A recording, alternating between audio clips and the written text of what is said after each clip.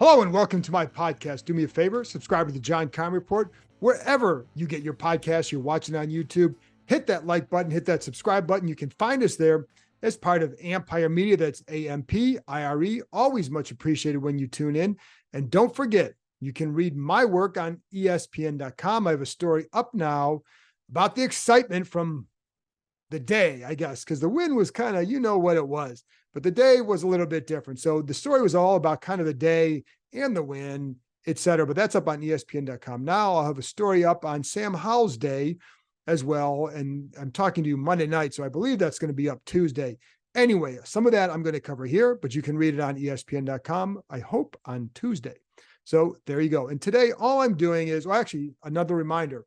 Later tonight, because you'll hear this Tuesday morning, later tonight, I'll be doing another live YouTube live stream show. I think I got that right. A live YouTube streaming show. I'm botching that somehow. Anyways, 8:30 p.m. Eastern time with Bram Weinstein, the voice of the Commanders. Typically, we're going to go a little bit earlier on Tuesday nights, but this time we're pushing it to 8:30. So tune in, bring your questions. But I wanted to do a little video based off some of the stuff I've watched and learned over the last day since the Commanders 20-16 win over the Cardinals. I'm going to try and do this every week so you can get something Tuesday morning. So that way you go from Sunday night after the game. You don't have to wait 2 full days to Tuesday night to find out a little bit more about what went on. And I like, as you know, I like to rewatch the games. I learn a lot by doing that.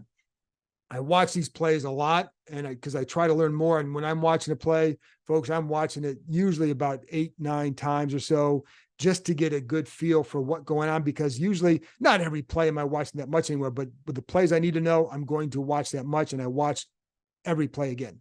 Anyway, so there you go. So today I'm going to focus on Sam Howell, starting with the sacks, because I think that's important, because the perception is, oh my God, they gave up 6 sacks. The offensive line sucks. Well, after watching it, the line is not to blame for all these sacks. So I'm going to go through each one and just kind of let you know what happened, because I don't like lazy narratives that form. Now, I'm not saying the line was awesome. There are some things they have to clean up, I will say, and they're going to face better fronts. That's part of the problem here. We all know that. But I think there are some things you say, okay, this is correctable. This is correctable. Now, you have to correct it. You have to improve and build off that, because if you don't, you're going to face better fronts. They're going to eat you up, and you're going to face teams that are going to challenge you a little bit more.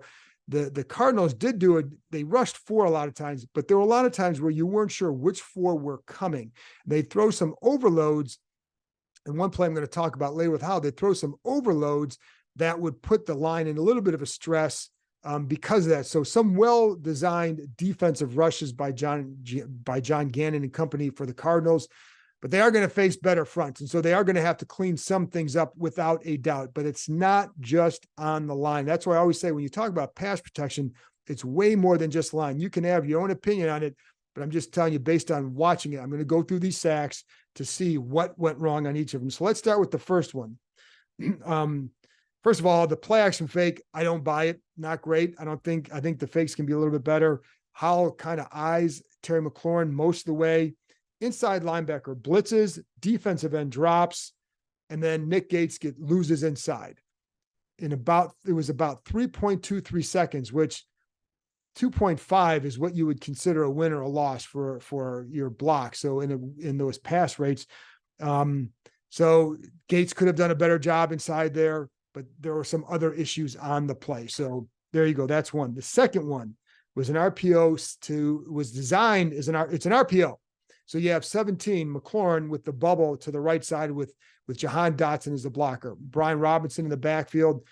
I actually really like this play if he had handed off, but I'll get into that in a minute. But on this play, the reason why it's a sack is because he sees an outside linebacker start to hedge back to dropping, and it causes him to hesitate. So he pulls the ball back down, and then he runs and takes off 0 yards, considered a sack, not on the line. It's on, there are a couple of reasons why it happened, but if you're going to throw the ball, you got to throw the ball now. So boom, you get the fake, boom, you go. That's what they want him to do. So he just kind of I think he got hesitated by how the outside linebacker reacted. Experience cleans that up. So, and I know he ran the RPO in college, sort of doing it at a different speed in the NFL. Experience matters there. 3rd down and 10, the third sack. Cardinals show 6. They rush 4. This is one where Logan Thomas loses on the edge. Again, you're not blaming the line here. So, and I'm not saying the line was flawless. I'm just saying like they weren't responsible for everything. They had some issues. It wasn't just their fault. In this one, you have Logan Thomas blocking one-on-one, and two deep routes were run, couldn't hold up, and he loses his guy in just around 2.5 seconds. So I said that's the line there. Loses, I think, just under that. So needed to hold up a little bit better than he did. Fourth sack. This was the disaster play, and this is one where Andrew Wiley. I saw some people kind of ripping on him. It's the only play where I saw where he did a really bad job on a pass set. Spin move to the inside, just get beat. A really nice spin move. Wiley gets beat. There you go. No excuses for the guy. But it's the one play where he really, on the pass protection, where I saw like, okay, that was an issue for Wiley, but it was a sack fumble. In that case, Howell has to do a better job also of not compounding the mistakes, but then taking care of the ball. And I think he got surprised that the guy was there, that the guy got to him, but he did. It's a fast game. But again, Wiley lost on the spin move there. Fifth sack. This was again on the line, and this is on Nick Gates because everybody else handled the job well. You see, it's a slide. It's supposed to be a slide protection to the left, and Sadiq Charles blocks a guy. Gates has to come over and pick him up, and then Charles goes to help. Charles Leno handles it right. Gates doesn't come over. Why? I don't know. He didn't know why. He just told me after the game that he botched it. You see this line handle the same protection very well to the other side a couple of times. Like there were a couple of times they slid to the right, and you saw Sam Cosmi engage his man. Gates comes over, picks him up. Cosmi goes and helps out Wiley on the play as it's designed to happen. Didn't happen here. Again, it should be easily correctable, but you have to wonder, why does that happen? I don't know, because this is a conversation I'd like to have with some of these guys. And this is what you do sometimes on a Thursday or Friday, just kind of like, hey, not trying to rip on anybody here, but can you explain what happens on that four guys do the right thing and one guy who is a center, who's in charge, who helps with the line calls, doesn't do the right thing. Did something, so that's a confusing one, but it's correctable. It wasn't a physical mistake. The last one, Charles gets beat on that. So, okay, line, right? But Brian Robinson, when he's running through the hole, Charles gets pushed back a little bit. Robinson then trips over Charles's right foot. And I don't know if that's what caused him to stumble back or get pushed back or lose his balance, but that's what happened. So whether or not it's because of the trip or not, Charles gives up the sack, and there you go. So for the most part, I think the line did in pass protection. There were some decent things that you saw. And I think one guy to me that stood out was Sam Cosmi. And I thought he did a pretty solid job all game with that. And I haven't gone back yet to look at all the runs. I really focused hard on the passing by Howell, and as well as the sacks. There was one time on the 17-yard pass play to Cole Turner. You go back and watch that. The Cardinals, again, they did a good job of overloading the left side. So yeah, they had a couple guys, they had like two guys drop from that side, replaced by two guys. Suddenly you get a 3-on-2 to that side. So you get a free rusher. Cosmi, who's on the other side, sees what's going on, he playing with awareness, very good job by him, comes over and basically cuts the guy enough to bump him off stride. Howell steps to the right, hits Turner with the play. But that's a credit to Cosmi. I thought that he did a nice job in protection. Again, outside of the one play by Wiley, he held up in protection as well. So the sacks were a mixed bag. Line has to be better. I get that. I'm not saying that. But it was a mixed bag, and that's where some of the stuff on Howell, some of it's on Howell. There were a couple of times where you got to get through your progressions a little bit quicker. And then Logan Thomas has to hold up in protection.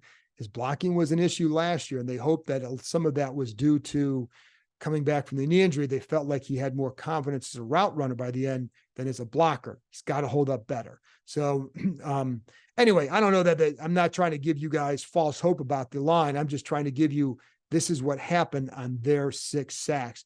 Never just one or the other. It's always going to be usually a combination of factors.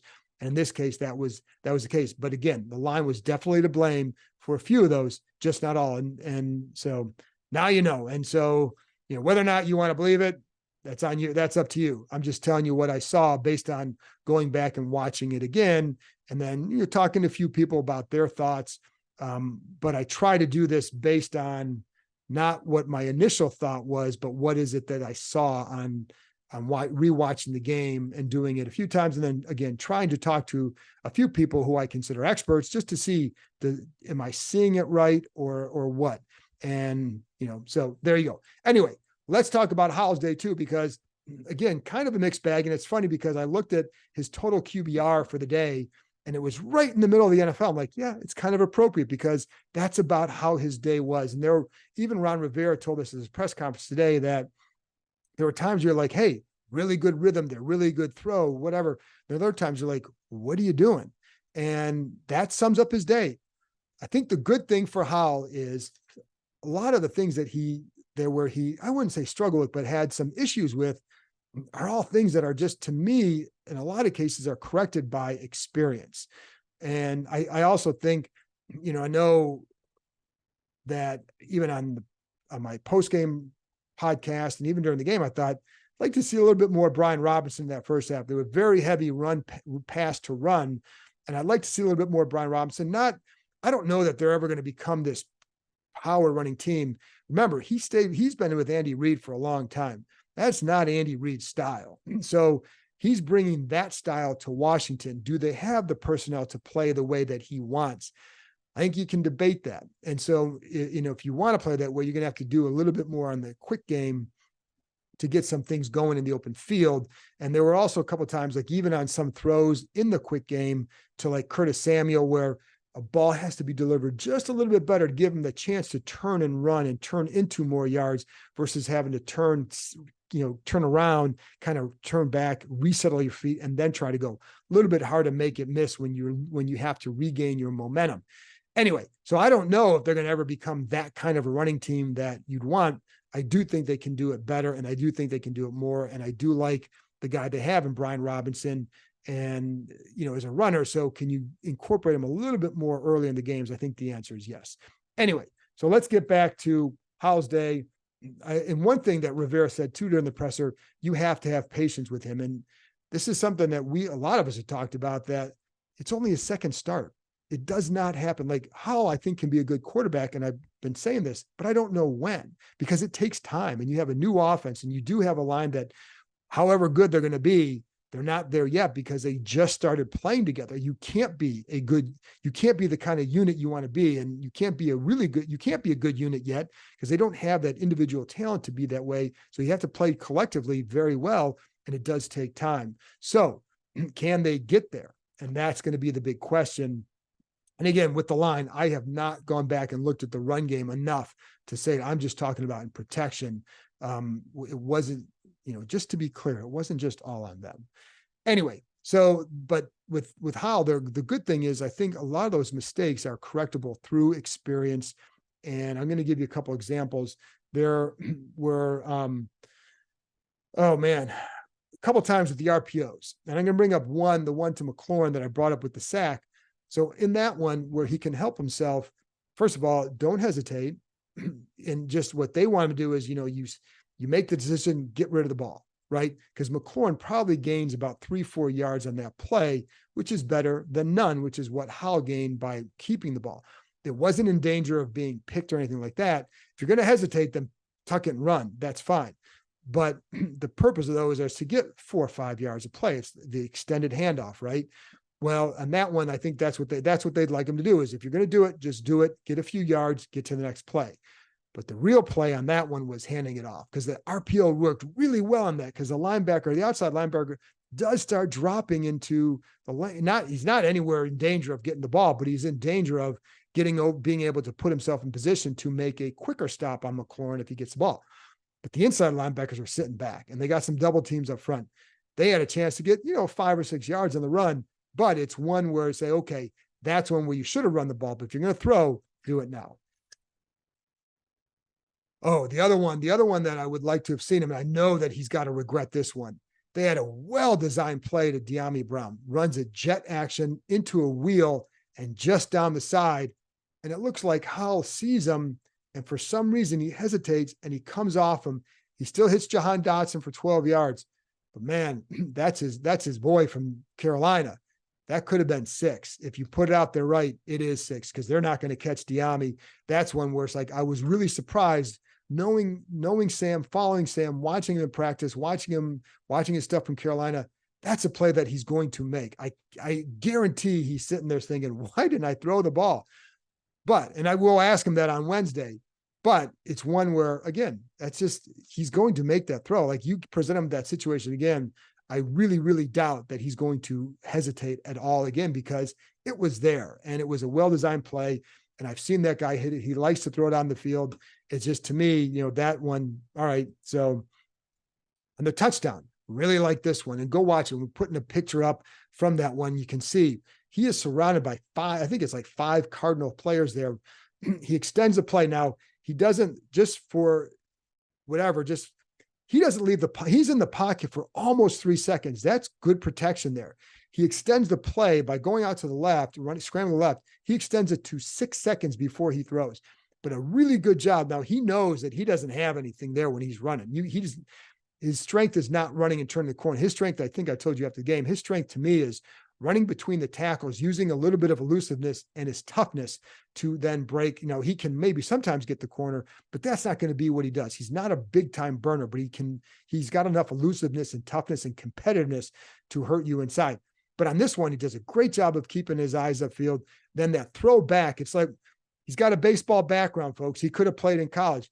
So that's one, to me, it's like if you're, shortstop getting to the hole and you got to throw back across the diamond, or you're flipping it to second, whatever, that's that kind of an arm slot. And he does it, and he just threads the needle between some of these defenders. And I put that one up here. My son, Matthew, put that one up here for you as well, to see just a picture of that, to see what it looked like, but a really good job on that play.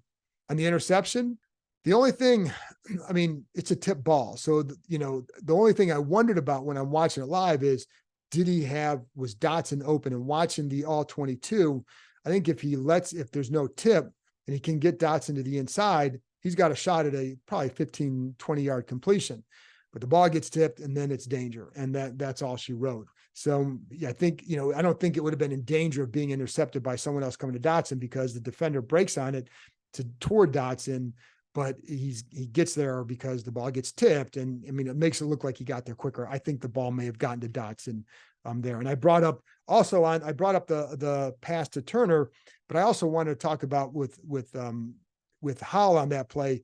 Cosby does a great job, and he makes that play. He gives Howell the ability to make that play, but Howell does a good job of he felt it. He took 2 steps to his right, eyes always upfield. He doesn't look at the rush. I think that's a really good thing.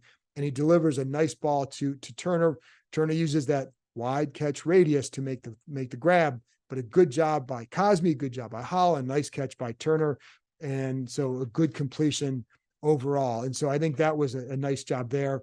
Problem on that drive is that it ended in a fumble, but I told you, like, what I really like with Howell is just the way he responds to these negative situations. Against Dallas, he throws the interception, leads a drive that ends in a missed field goal. Now 52 yards, but he doesn't get rattled.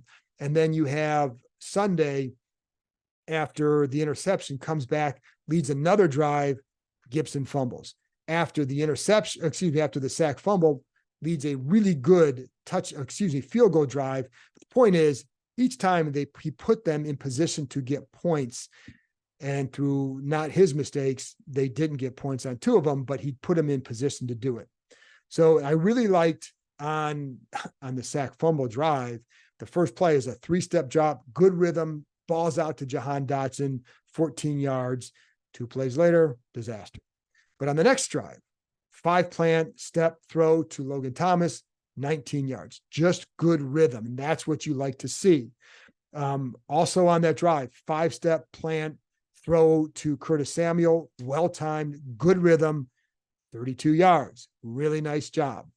And there was another one though that I wondered a little bit about, where he's got Dotson on the left side. He wants to go to him. And if you get to him right away, as soon as he turns, he may have a chance to get 4 or 5 more yards after the catch. But he looks at him, and for some reason, he takes a quick glance to his right, just a quick glance, then works back to the left to Dotson. If if you're watching, you see my little action there, like that's quickness right there, baby. But he works quickly back to Dotson, gets it to him, only gets like 5 yards, could have gotten another 4 or 5. He just stay with him and hits him right now, because I think that was the right call there. I'm not quite sure what he caused him to look a little bit, glance to the right. But again, these are like, that's not a physical thing. That's a experience thing. That's a getting used to doing this at game speed against more and more and more defenses. And the more reps he sees, I think the better he'll get at that. That's why I'm certainly not discouraged in Howell at all after that game. Maybe some of you are, I'm not, because I still think that the traits that he shows are still conducive to having some level of success. It's just, I don't know yet to what level or to when he's going to get there, but he's got to go through these kind of situations. And they're fortunate that they won the game. I don't think the overall game that they played is not going to be good enough against better teams. So, and that means taking better care of the ball. And that means, you're going to have to clean up some of those protection issues. And again, protection, not just line, overall protection, because you're going to face better fronts than what you did. And you're going to probably face some teams you may want to run the ball a little bit more on, and so there you go. But last one I'm going to talk about is the touchdown on the run. Just a good decision to, he may have had a shot at Logan Thomas, who would have caught the ball around the 1. There were a couple guys about maybe 2, a yard deep in the end zone. The only question I would have is, would he have broken the plane on that? They're going to certainly attack him. If you lead him right, he can lead him into the end zone. I don't know for sure that he would have made it, but it was a really nice job by Howell. Goes to the left side. The other thing that you notice in the play, Jahan Dotson's running crosser, and I think Dotson thinks he's going to try and cut to the outside. So he starts to wall off the guy covering him. But by doing that, he doesn't hook him, but he obstructs him enough that the defender cannot then react to Howell cutting back to the inside. So a nice assist there from Jahan Dotson, but a good run from Howell. Like I said, he's a competitive guy. Those are his kind of situations. In some ways, his game reminded me a little bit of a Taylor Heineke effort, where, some things that did not look great, but you overcome it. It's just that he has a better arm than Heineke, but I like the competitiveness that he plays with.